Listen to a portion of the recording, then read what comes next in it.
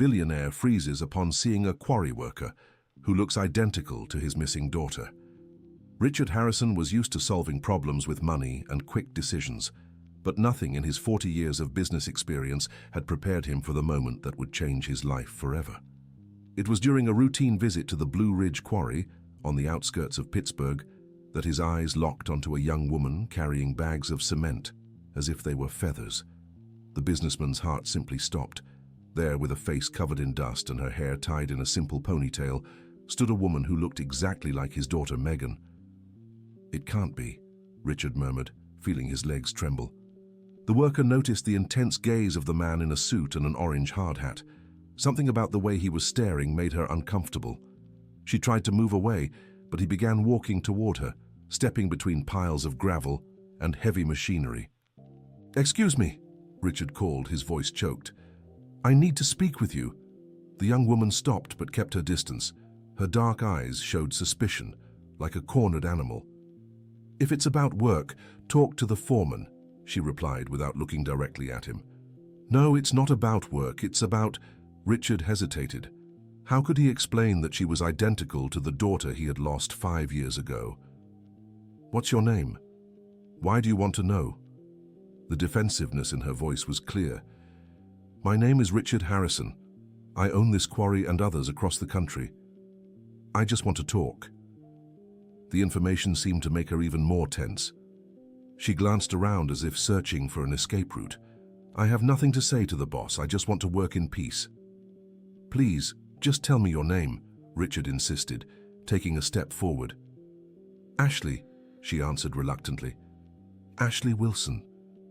The name was different, but the voice— Richard closed his eyes for a second. It was the same intonation, the same tone he heard in the old recordings on Megan's phone, which he still kept. "How long have you worked here?" 3 years. And before you ask, I was born and raised in this area. Never left." "Impossible," Richard whispered. "You look exactly like my daughter."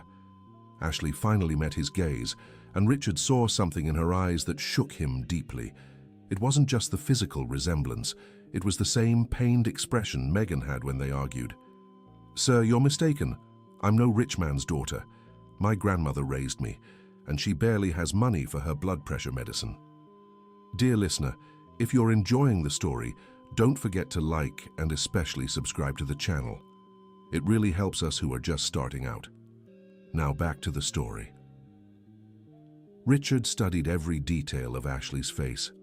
The small scar on her chin, the result of a fall when Megan was 7.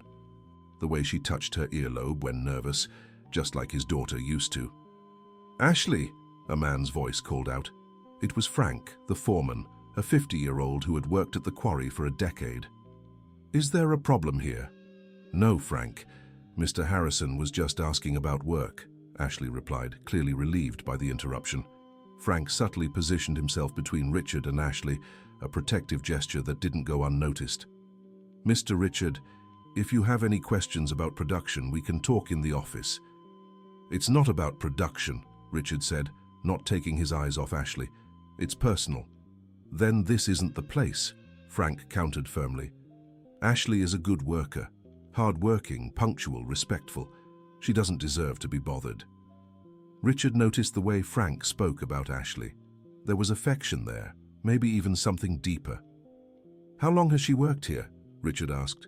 3 years and 2 months, Frank answered promptly. "She showed up asking for a job on a rainy morning. She was drenched, trembling but determined to work. I've never seen anyone so grateful for an opportunity." The information matched what Ashley had said, but something bothered Richard. The timing was strange. Megan had disappeared in March 2018, and if Ashley had been there for 3 years— "I need to go," Ashley said suddenly. "I have to help my grandmother with lunch." She walked away quickly, and Richard stood there watching her go. The way she walked, slightly tilted to the left because of an old knee injury. Megan walked exactly like that after her bike accident at 15. "Mr. Harrison," Frank called. "With all due respect, leave the girl alone. She's been through a lot before coming here. She doesn't need more trouble." "What kind of trouble?" Frank hesitated, as if he'd said too much. "It's not my place." but she arrived here very shaken. It took months for her to open up to her co-workers. Now she's doing well, living a simple but happy life. Don't ruin that. Richard nodded, but his mind was already working. He needed to know more about Ashley Wilson. He needed to find out if his suspicions made sense, or if he was just driven by the desperation of a father who had never gotten over losing his daughter. That night, Richard couldn't sleep. He wandered through the empty mansion in Beverly Hills, passing Megan's room, which he kept exactly as she'd left it. The photos on the dresser showed a cheerful young woman, but Richard knew that in the last months before her disappearance, she hadn't smiled anymore. Their fight had been terrible. He wanted her to marry Ethan Reynolds, the son of an important business partner. It was a good match, securing the merger of two powerful companies, but Megan refused outright. "Dad, I don't love him," she had shouted. "Why can't you understand that?" "Love is a luxury, Megan. Marriage is a partnership. You'll learn to care for him, like Mom learned to care for you." The question had hurt more than Richard expected. His marriage to Catherine had indeed been arranged, and though they'd developed affection for each other, there had never been passion. Catherine left when Megan was 16, tired of a life without real love. "Your mother had issues you don't understand," Richard had said coldly. "Her issue was marrying someone who only cares about money." "Enough! You will marry Ethan and that's final." "Never. I'd rather run away." And that's exactly what she did. The next morning, Richard found only a note. "Dad, I can't live the life you want for me. When you understand that love matters more than business, maybe we'll see each other again. Megan." 5 years had passed since then. Richard had hired private investigators, placed ads in newspapers, even offered a reward. Nothing. Megan had simply vanished. The next morning, Richard returned to the Blue Ridge quarry. He arrived early, before work hours, and watched from a distance as the employees began arriving. Ashley was one of the first, riding an old but well-kept bike. She greeted her co-workers with a genuine smile, and Richard noticed how much everyone liked her. There was a lightness in her movements that contrasted with the Megan of her last days at home, always tense and unhappy.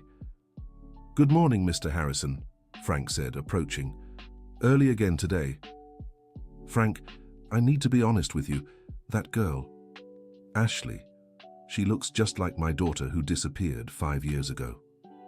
Frank sighed. "I figured it was something like that. But sir, Ashley isn't your daughter. She has family here, a life she's built. Don't destroy that." "What if she is my daughter and doesn't know it? What if something happened to her that made her forget who she was? Then it'd be even crueler to make her remember something she clearly ran away from, don't you think?" Frank's observation hit like a punch to the gut.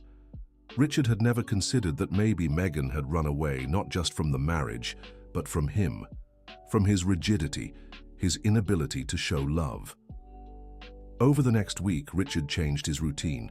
He began visiting the Blue Ridge quarry daily, always with plausible professional excuses. He watched Ashley from afar, cataloging every gesture, every expression. On a Wednesday during lunch hour, he saw something that sent him into a panic. Ashley had accepted a sandwich from a co-worker and, after a few bites, began feeling unwell. Her face turned red. She started gasping and scratching her neck desperately. "Allergy!" someone shouted. "Call the paramedics!" Richard ran to her.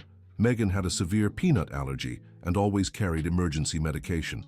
Ashley was having the exact same reaction. "The sandwich had peanut butter," the co-worker said, frantic. "She didn't know." Richard scooped Ashley into his arms and rushed to his car.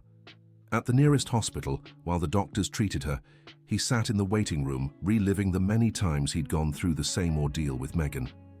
"She'll be okay," the doctor said, stepping out of the room. But it was close. "The allergy is very severe. She didn't know she had it?" "No," Richard answered. "She didn't." Strange.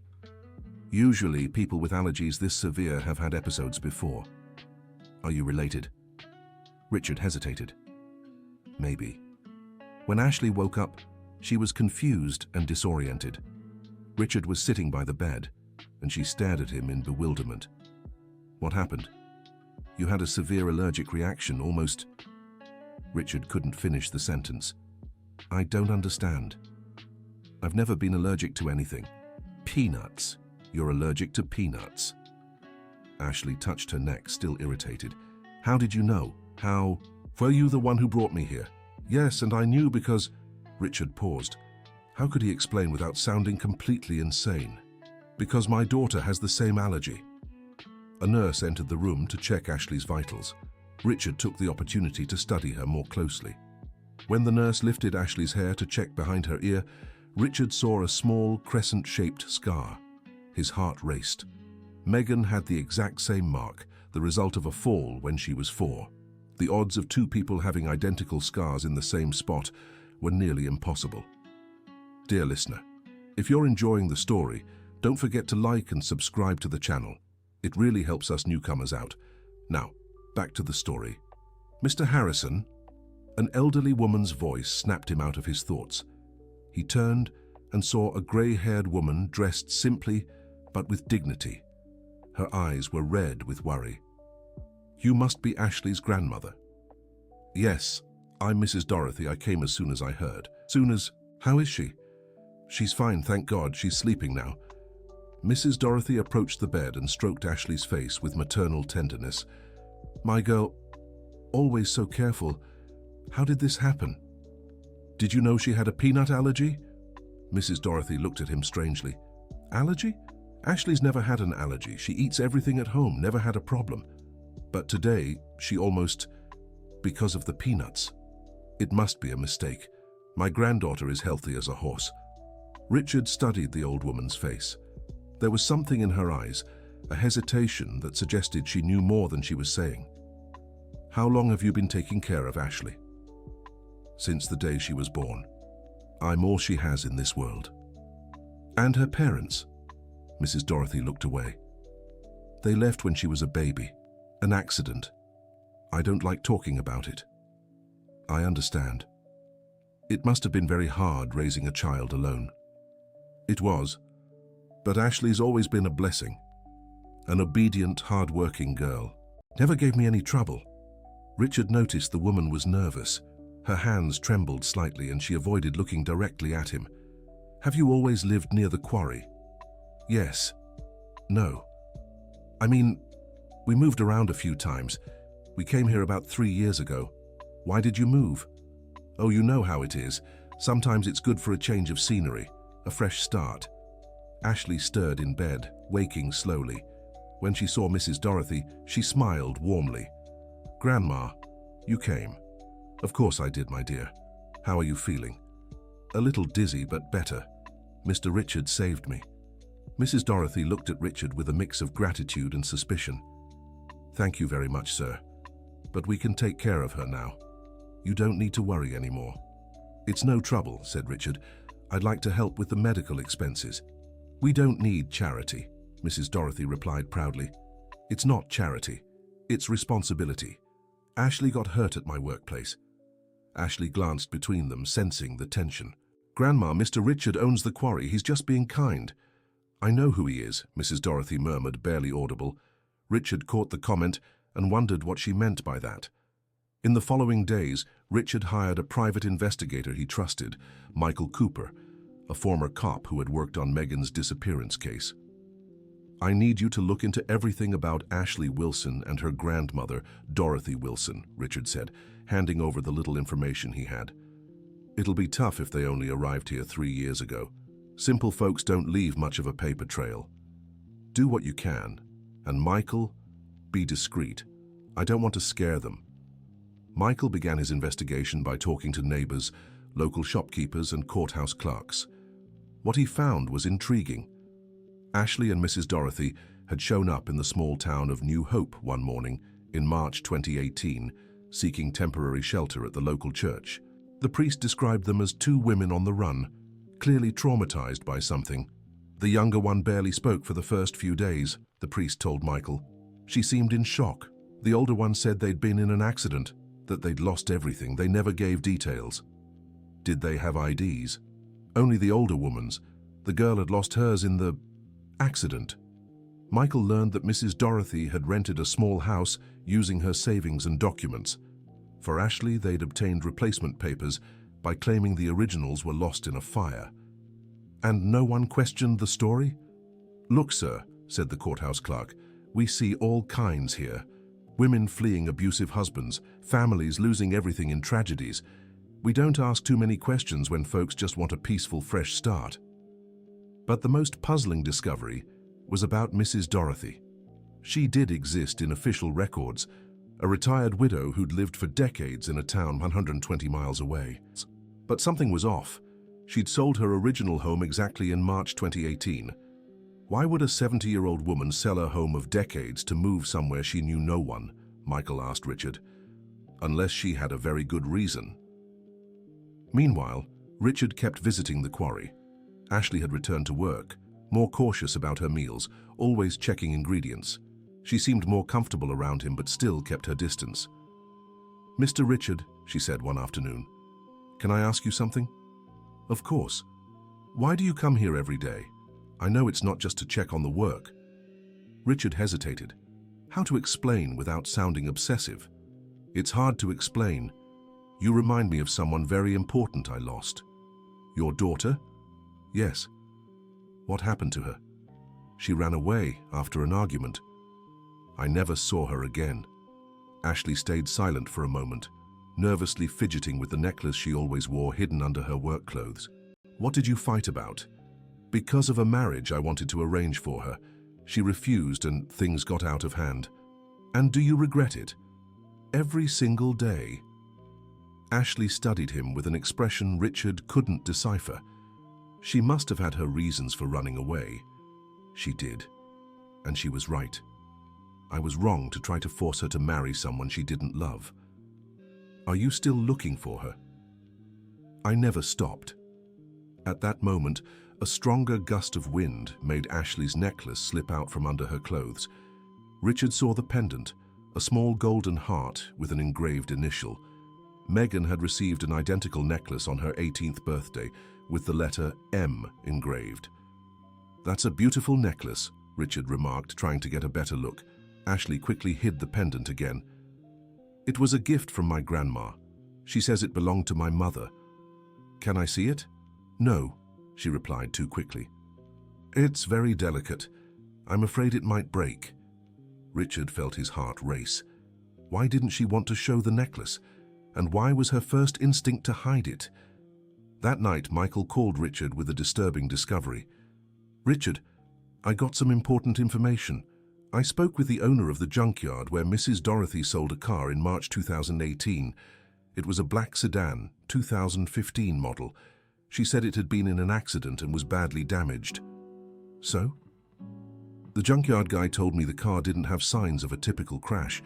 The damage was concentrated on the front right side, like it had hit a tree or a pole, and there were stains on the back seat that looked like blood."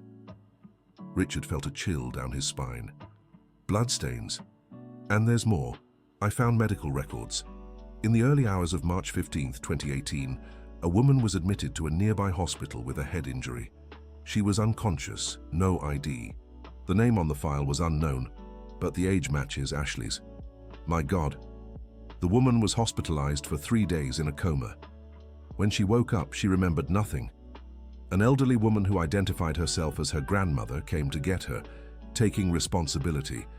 The doctors allowed the discharge because there were no signs of domestic abuse, and the older woman seemed to care for her well. Richard had to sit down. The puzzle pieces were falling into place in a terrifying way. "Michael, I need to know what really happened that night. I'm working on it. But Richard, if Ashley really is your daughter and lost her memory, forcing the situation could be dangerous for her. Post-traumatic amnesia is serious." "I know, but I can't pretend I didn't see what I saw. She's my daughter, Michael. I'm sure of it." The next day, Richard had an idea. During lunch break, he approached Ashley carefully. "Ashley, can I ask you a personal question?" "Depends on the question. Do you have any old scars, any marks from an accident when you were little?" She instinctively touched the area behind her ear. "Why do you want to know?" "Just curious. My daughter had a small scar behind her left ear, shaped like a crescent moon." Ashley's face paled. "Lots of people have scars. Not that exact shape, in that exact spot. Can I see?" "No." She stepped back. Mr. Harrison, please stop this. I'm not your daughter. I know who I am, where I was born, how I grew up. Then why won't you let me see the scar? Why hide the necklace? Why does your grandmother get nervous when I talk to her? Because you rich people think you can buy anything. You think any poor person who looks like someone in your family must be a long-lost relative. Ashley was agitated, breathing heavily. Her eyes shone with angry tears. That's not it, Richard said softly. This has nothing to do with money. Yes, there is. You people can never accept that someone like me can be happy without you. You always think we need saving. Ashley. My name is Ashley, not Megan, not whatever other name you want to call me. I'm Ashley Wilson. I work at this quarry.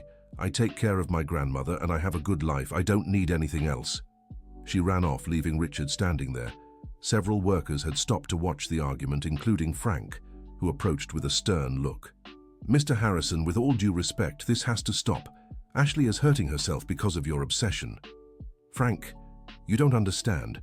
There are very strong signs that she really is my daughter.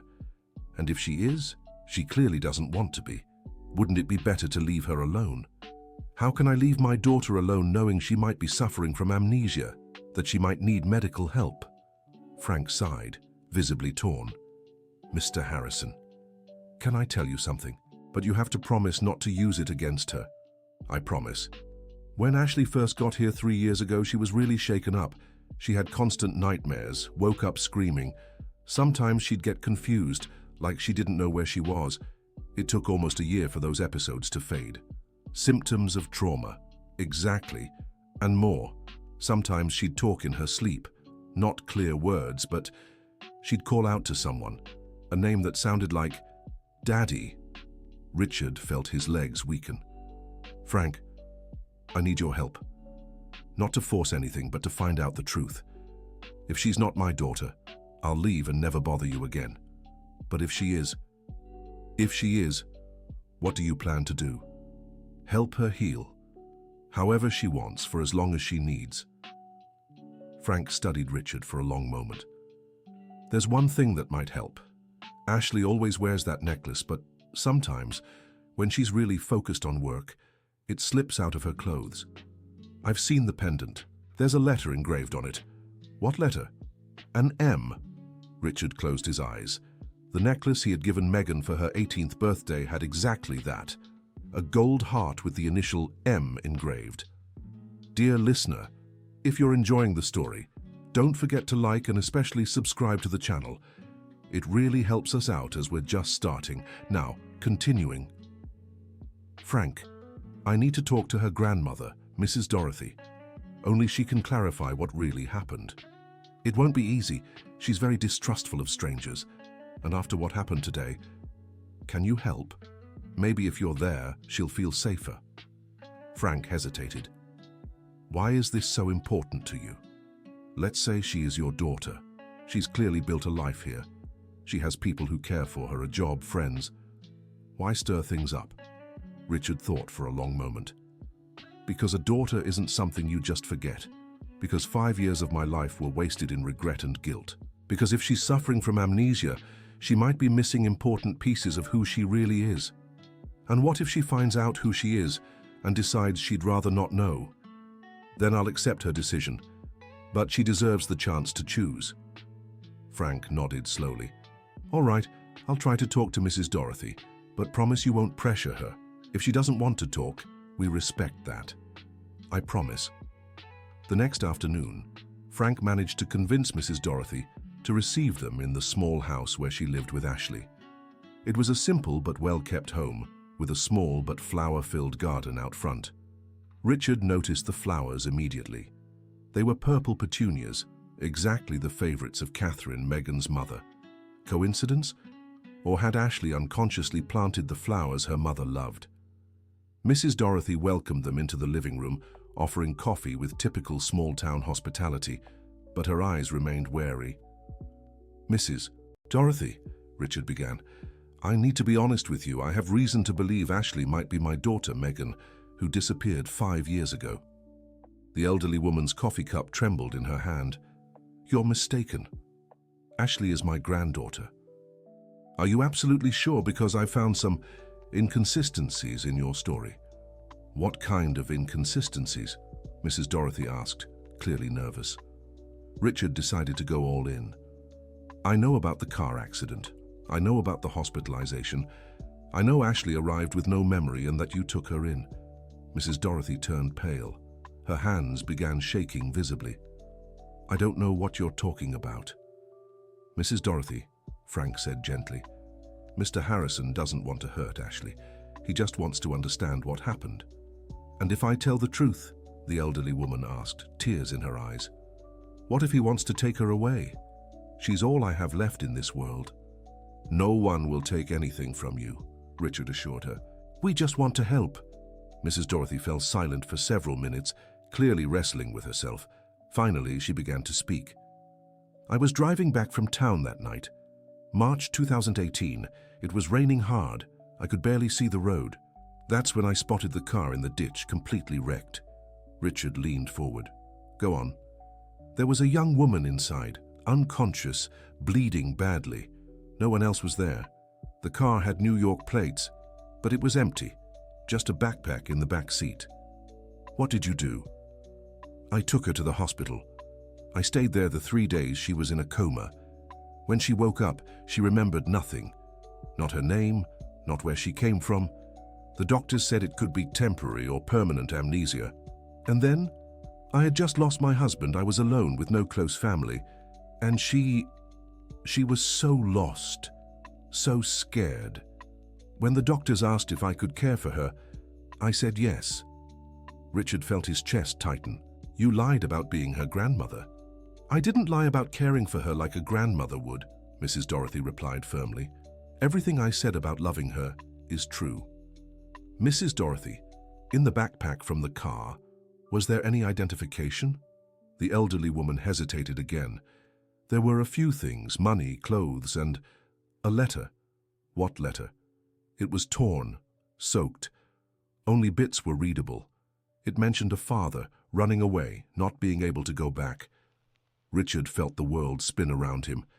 "Do you still have that letter?" "I burned it. I thought it was for the best. Whatever her past was, it was better left behind." "But do you remember anything else from it?" Mrs. Dorothy closed her eyes as if trying to recall. "There was a part that said something like, 'Forgive me, Father,' and another that mentioned not being able to return after what happened." Richard stood abruptly and paced the room. It was her. It had to be her. "Mrs. Dorothy, I need to ask you something very important. Among Ashley's belongings, was there a necklace, a gold heart?" "Yes, it was around her neck when I found her. She's never taken it off since." "Is there an engraving?" "An M." Richard sat back down, his legs weak. "Mrs. Dorothy, that necklace. I gave it to my daughter Megan on her 18th birthday. One of a kind, custom made." The elderly woman stared at him, wide-eyed. Then she really is my daughter. Ashley is Megan." The three of them sat in silence for several minutes, processing the enormity of the revelation. "What do we do now?" Frank finally asked. "I don't know," Richard admitted. "She clearly doesn't want to know about the past, and after the trauma she's been through, forcing this could be dangerous. But she has the right to know who she really is," Mrs. Dorothy said, "even if it hurts." "Do you really believe that?" "Son," said the elderly woman, and Richard noticed she called him son. "In the past few months, Ashley has been having some episodes." "What kind of episodes?" "Strange dreams, flashbacks. Sometimes she wakes up confused, asking about people we don't know. Just yesterday she woke up crying, saying she dreamed of a blonde woman who smelled like lavender." Richard nearly choked. Catherine, Megan's mother, always wore lavender perfume. "Maybe her memory is trying to come back naturally," suggested Frank. "It's possible, but it could be very dangerous for her to go through this alone," said Richard. "She might need professional help." "And how do we explain this to her?" asked Mrs. Dorothy. "How do we tell her the whole life she remembers is a lie?" "It's not a lie," Richard corrected. "The last 5 years are real. Your love for her is real. The life she's built is real. It's just not complete." At that moment, they heard the front door open. Ashley had come home from work. "Grandma, I'm home," she called out. The three exchanged glances, none knowing exactly what to do. "Grandma?" Ashley appeared in the living room doorway and froze when she saw Richard and Frank. "What's going on here?" "Ashley, sweetheart, sit down. We need to talk," said Mrs. Dorothy, her voice trembling. "Talk about what?" Ashley looked suspiciously between the three of them. "If this is about what happened yesterday at the quarry, Mr. Harrison, I already told you." "It's not about yesterday," Richard interrupted. "It's about 5 years ago. 5 years ago I was 20 and working at Mr. Peterson's farm before the quarry was built." "No, Ashley," Mrs. Dorothy said gently. 5 years ago, you were running away from home, driving in the rain when you had a terrible accident."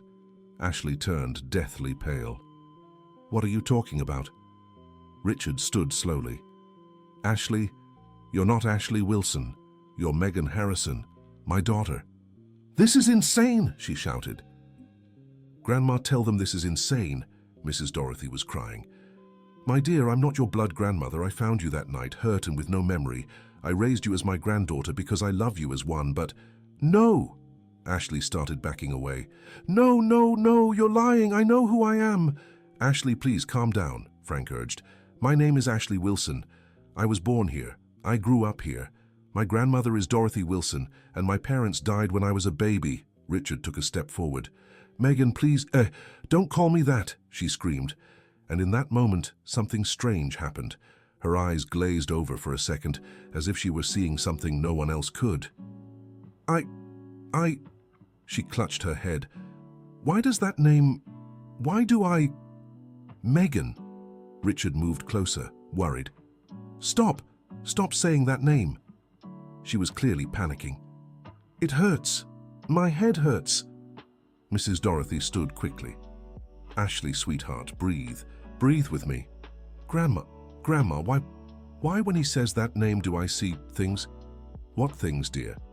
"A big house, a man in a suit shouting, a blonde woman crying, and blood, so much blood." Richard felt his heart break.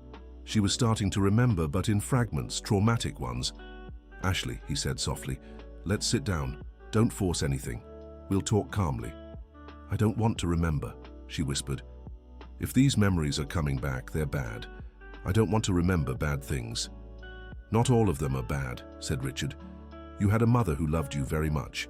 You had a room full of books because you loved to read. You had a stuffed horse named Thunder that you slept with until you were 15. Ashley stared at him, eyes wide. "Thunder," she whispered. "Do you remember him?" "I sometimes dream of a little horse, brown and white. I always thought it was just a silly dream." "It's not a dream, it's a memory." Ashley sat heavily on the couch, her mind clearly in turmoil. "If all of this is true, if I really am your daughter, why did I run away from home?" Richard hesitated. How could he explain without hurting her even more? "Because your father was a fool who thought he knew what was best for you," he said honestly. "Because I tried to force you to marry someone you didn't love. And I ran away because of that? You ran because I didn't know how to listen to you. Because I put business above your happiness. Because I was a terrible father in the last years we lived together." Ashley fell silent for several minutes, unconsciously touching the necklace hidden beneath her clothes. "The necklace," she finally said.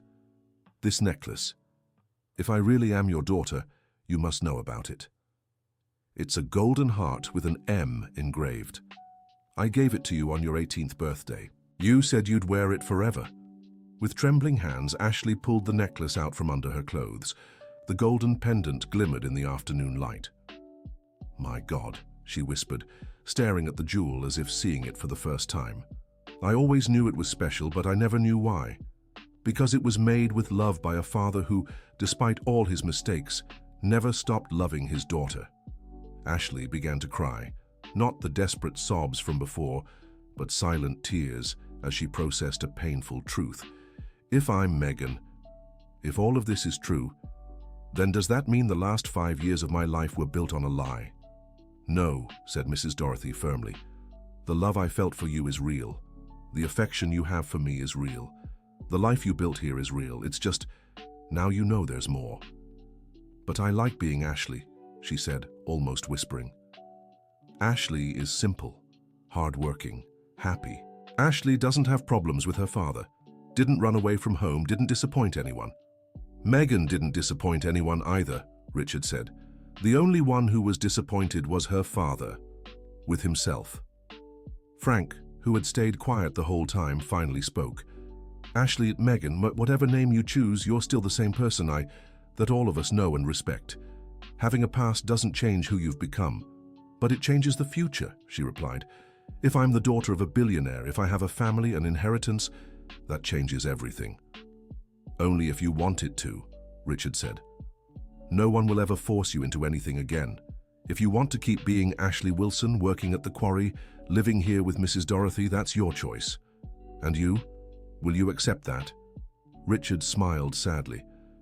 Megan, these last 5 years have taught me that forcing people to live the way we want only pushes them away. If you're happy as Ashley, then Megan's father will have to learn to love Ashley. She studied him for a long moment. What if I want to know the other life? Megan's life? Then I'll show you everything. Every photo, every memory, every place. In your own time, your own way. And what if I decide I want both lives, to be Ashley here and Megan there? Then we'll find a way to make it work. Mrs. Dorothy stepped closer and took Ashley's hands. Sweetheart, the choice is yours. But know that no matter what you decide, you'll always have a home here. You'll always have a grandmother who loves you. And you'll always have a job at the quarry if you want, Frank added. Ashley looked at the three of them. The people she now knew were the most important in her life.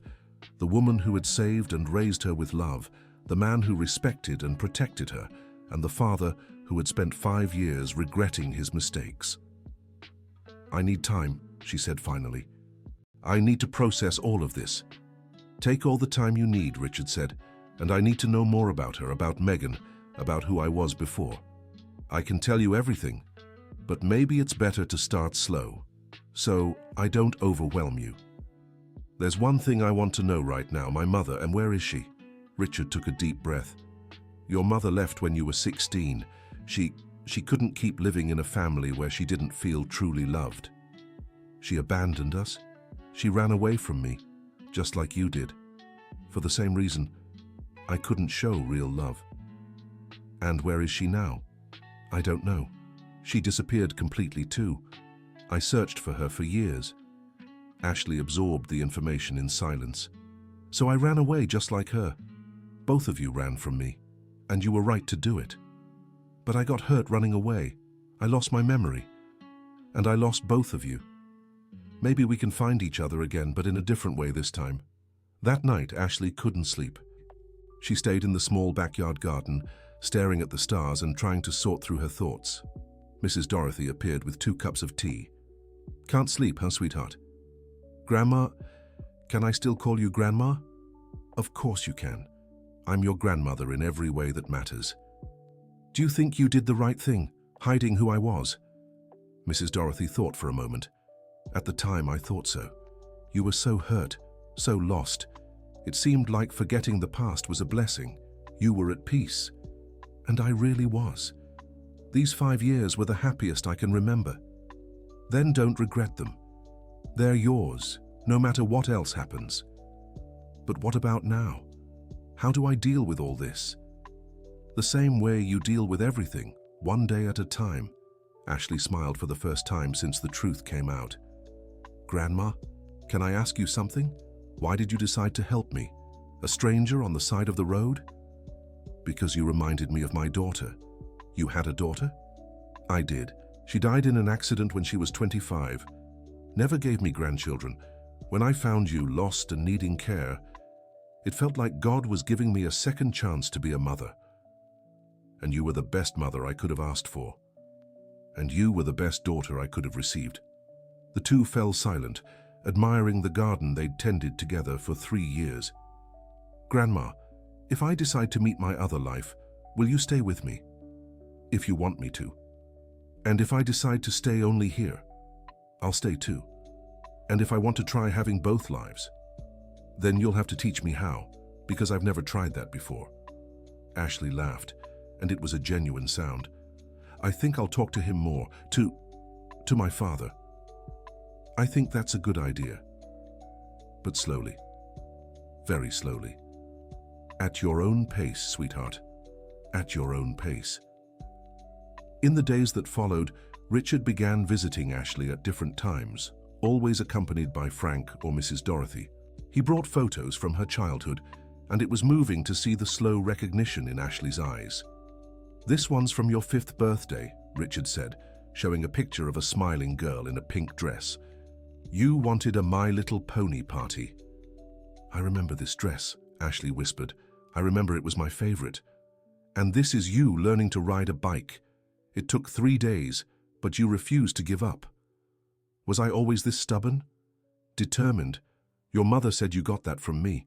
With each photo, each story, pieces of Ashley's memory began to fall into place, not traumatically, but like a puzzle being slowly assembled.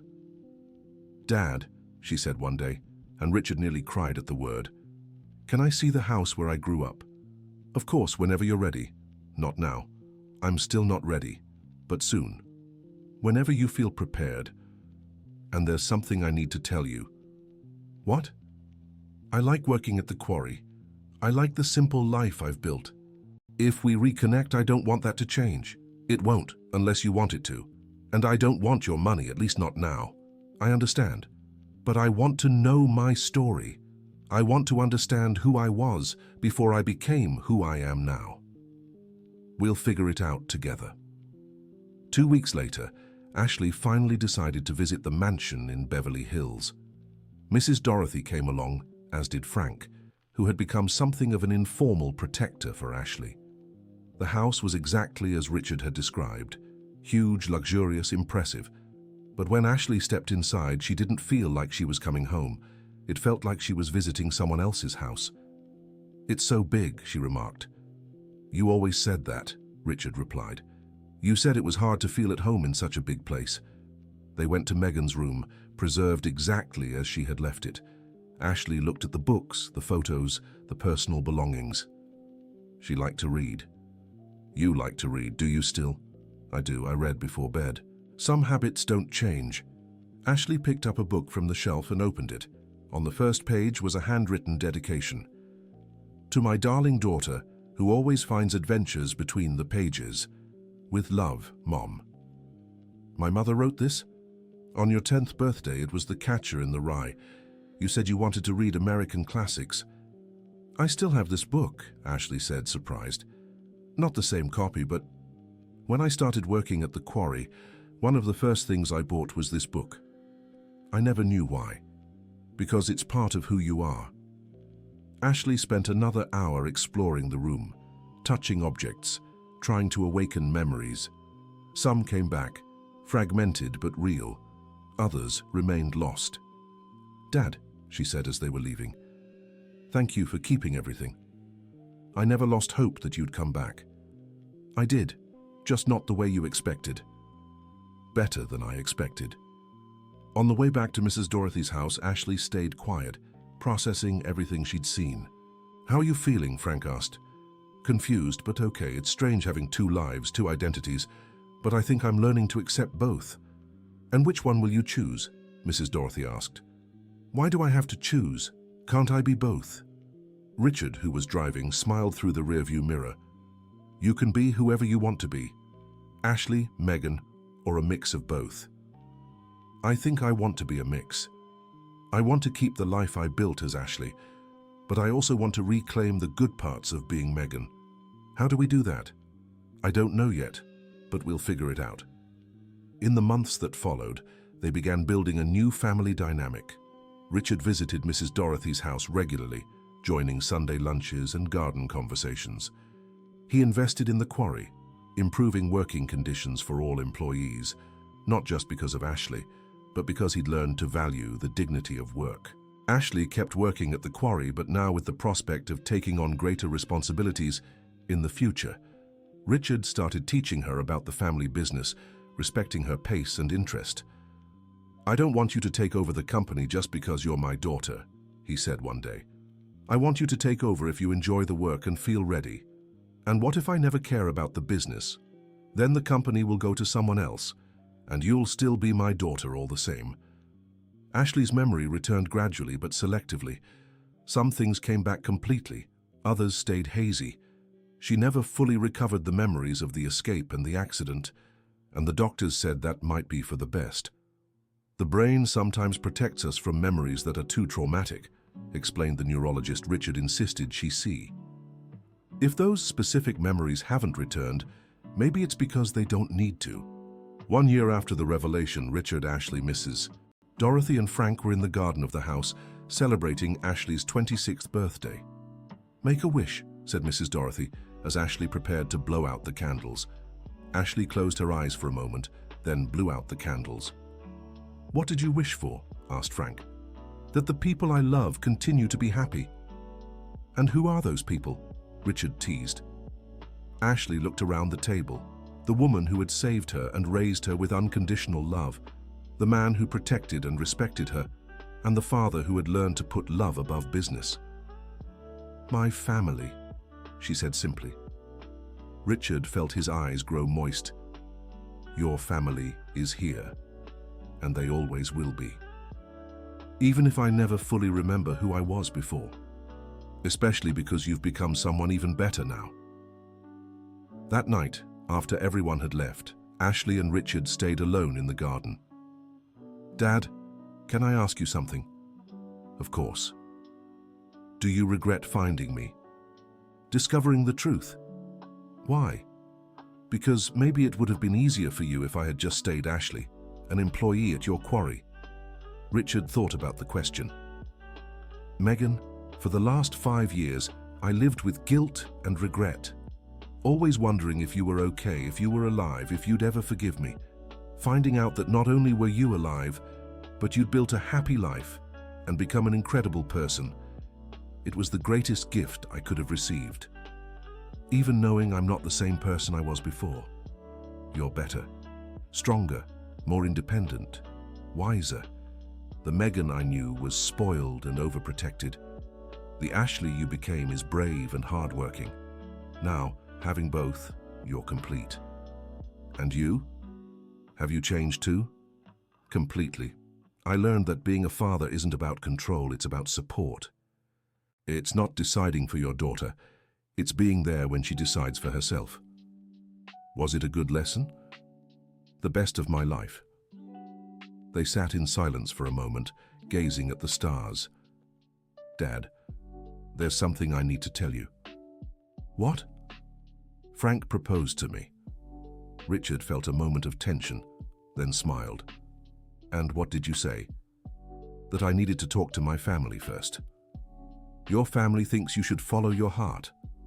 And if my heart says yes, then your family will throw the most beautiful wedding New Hope has ever seen." "With a party at the quarry?" "With a party wherever you want." Ashley laughed. "I think I'll say yes to him. He's a good man. He took care of you when I wasn't here to do it." "And can Mrs. Dorothy live with us after the wedding?" "Of course. She's your grandmother." "And you'll be there to walk me down the aisle?" "I wouldn't miss it for the world." 6 months later, on a sunny Saturday afternoon, the small church in New Hope was packed for the wedding of Ashley Wilson Harrison and Frank Miller. Richard, elegant in his tuxedo, led his daughter down the aisle where Frank waited with tears in his eyes. Mrs. Dorothy, seated in the front row, cried with emotion. Beside her were the colleagues from the quarry who had become Ashley's extended family. "Who gives this woman in marriage?" asked the priest. "I, Richard Harrison, give my daughter Ashley with joy and blessing, knowing she has chosen a man worthy of her love." When Richard placed Ashley's hand in Frank's, he whispered, "Take good care of her." "With my life," Frank replied. The ceremony was simple but moving. Ashley had chosen to wear the heart necklace as her only adornment over the simple dress she had bought herself. At the reception in the church hall, Richard gave a toast that left everyone emotional. 2 years ago, I was a lost man, searching for a daughter I thought I'd lost forever. I discovered that she wasn't lost. She was just finding herself. Ashley taught me that sometimes you have to lose everything to discover what truly matters. Today, I'm not losing a daughter. I'm gaining a son and confirming that true love always finds its way back. As the night was winding down and guests began to leave, Ashley approached Richard. "Dad, thank you." "For what?" "For letting me choose my own life, for respecting my decisions, for learning to be the father I always needed. Thank you for giving me a second chance to be a dad. And now? What will you do now that your daughter is married and settled?" Richard smiled. "Now, I'll be the best grandfather in the world when the grandkids arrive." "Who said anything about grandkids?" "A father's intuition." Ashley laughed and hugged Richard tightly. "I love you, Dad." "I love you too, sweetheart. Always have, always will." As Richard drove back to Beverly Hills that night, he reflected on the extraordinary journey he'd lived. He had started as an arrogant businessman who lost his daughter by trying to control her life. He had become a father who learned that loving meant letting go. Ashley hadn't returned to be the Megan he once knew. She had become something better, a woman who blended Megan's determination with Ashley's wisdom, who knew how to value both wealth and simplicity, who chose to build bridges instead of walls. The Blue Ridge Quarry kept operating, but now it was more than a business. It was a symbol of new beginnings, second chances, and families reuniting even after being lost. And Richard Harrison, who had once been just a billionaire, was now something far more valuable. A father who had learned that true success isn't measured in money, but in love, earned and freely given. The end. So what did you think of this heartwarming story of reunion and second chances? Was there a moment that touched you the most? Let us know in the comments which part moved your heart, and tell us if you believe Richard made the right choices in respecting his daughter's decisions. We'd love to hear your thoughts. Don't forget to like if the story moved you, and most importantly, subscribe so you won't miss other stories that go straight to the heart. Thank you so much for joining us.